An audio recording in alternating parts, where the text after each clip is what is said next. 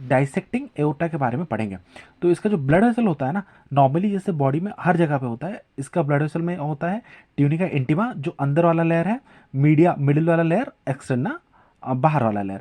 तो कभी कभी क्या होता है ना, जब बहुत ज़्यादा हाइपर टेंशन हो जाता है इन ब्लड वेसल्स में, हाइपर टेंशन मतलब क्या, hyper tension on the walls of the blood vessels, ठीक है, मतलब ब्लड का tension on the wall of blood vessels. तो ये क्या हो जाता है, अगर ज़्यादा टेंशन हो जाएगा ना, ये टेयर होके, ये जो इंटीमा लेयर है ना, इससे ब्लड पूरा डाइसेक्ट हो जाएगा। डाइसेक्ट मतलब कैसे, ये अभी ऊपर भी जा सकता है और नीचे भी आ सकता है, इसको बोलते हैं डाइसेक्शन।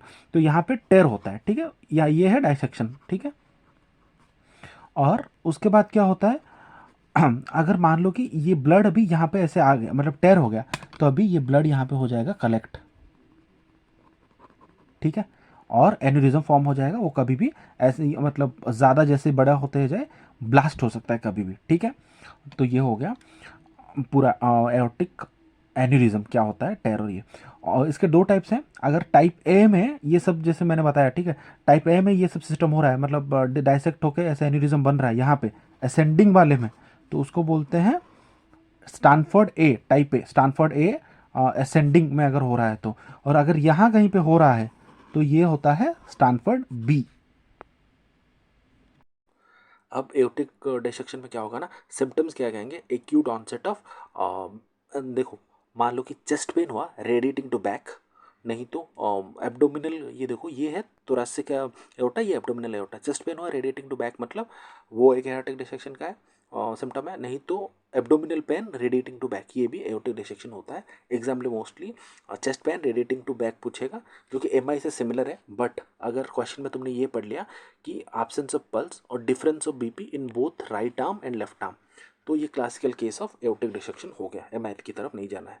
पेन का नेचर क्या होगा, शार्प, टेयरिंग, रिपिंग, ठीक है। पेन माइग्रेट्स अच्छा डिसेक्शन प्रोग्रेसेस, मतलब जैसे जैसे डायसेक्शन, मतलब मैंने बोला था ना डायसेक्शन क्या है, ये ऐसे होगा ना डायसेक्शन, एक साइड ब्लड, ये साइड ब्लड फ्लो होगा, नीचे ब्लड फ्लो होगा, जैसे जैसे मतलब टेयर ज़्यादा होता जाएगा ना, वैसे वैसे ब्लड और पीछे जाता, पूल होता रहेगा, और यहाँ पे ब्लड पूल होता रहेगा एंड पीछे जाता रहेगा, ठीक है। पेन माइग्रेट्स, रिस्पेक्टर, हाइपरटेंशन, स्मोकिंग हमको याद रखना है, ये दोनों कम याद रखने से चलेगा। मार्फन्स, एलर्स डानलोस।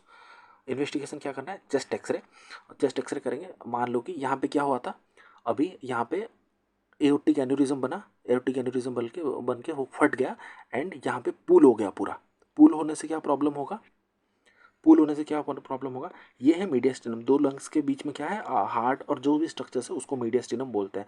पूल होने से क्या होगा, यहाँ पे पूलिंग हो जाएगा ब्लड का, जिसकी वजह से मैं शो वाइडेड mediastinum if thoracic aortic dissection, aortic dissection होगा, एन्यूरिज्म बनेगा, ऐसे एन्यूरिज्म बनेगा, एन्यूरिज्म फट के यहाँ पे ब्लड कलेक्ट होगा, तो ही उसको बोलेंगे चेस्ट एक्सरे में ये दिखेगा, ठीक है। अब सीटी एंजियोग्राम, अभी जो एओर्टा है ना, एओर्टा का एंजियोग्राम ऊपर से नीचे तक इसका देखेंगे, एंजियो सीटी करेंगे इसका वेसल का, एंजियोग्राफी मतलब क्या, इस वेसल का एंजियोग्राफ करना। तो सीटी एंजियोग्राफ करेंगे फॉर डेफिनेटिव डायग्नोसिस कि एओर्टिक डिसेक्शन है कि नहीं। ये अगर पेशेंट स्टेबल है तो, क्योंकि सीटी के लिए ना रूम को लेके जाना पड़ता है, बहुत टाइम उसके लिए लगता है, बट ट्रांस इसोफेजियल इको क्या होता है, इमीडिएटली करना होता है। अगर पेशेंट अनस्टेबल है इमीडिएटली जाओ और ट्रांस इसोफेजियल इको करो। मान लो कि ये इसोफेगस है, ठीक है, इसोफेगस के पीछे ही हार्ट रहता है, तो तुम क्या करोगे, ये एक्चुअली एक अल्ट्रासाउंड टाइप का है, तो तुम उसके अंदर एक डिवाइस लो और यहाँ से क्योंकि हार्ट पास है तो इमीडिएटली देखो कि एओर्टिक डिसेक्शन है कि नहीं, एंड काम खत्म, ठीक है। अब मैनेजमेंट क्या है, हाइपरटेंशन का एबीडी, ये याद रखो, एओर्टिक डिसेक्शन, एबी डिविलियर्स पता है ना, तो ABD aortic dissection beta blockers में लेबिटालोल, तो एओर्टिक डिसेक्शन में लेबिटालोल जैसे भी देना है, आईवी लेबिटालोल, ये पूरा याद रखना ही रखना है, ठीक है। अब मान लो कि ये मैंने बता, हमने जो पढ़ा था स्टैनफोर्ड ए स्टैनफोर्ड बी, स्टैनफोर्ड ए मतलब एसेंडिंग एओर्टा में डिसेक्शन हो रहा है ना, तो हमें सर्जरी करना है।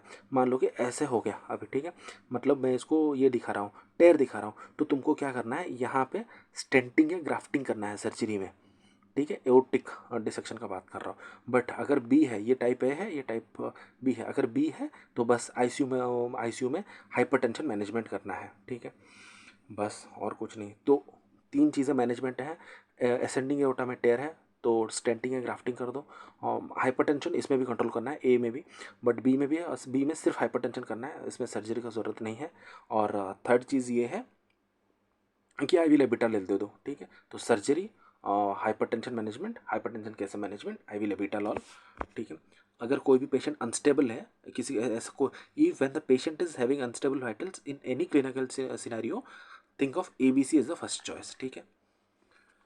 अब मान लो कि ये सब में से इंपॉर्टेंट क्या रखना है, एग्जाम में इंपॉर्टेंट क्या रखना है, chest pain radiating to back, hypertension है रिस्क फैक्टर, ये याद रखना है।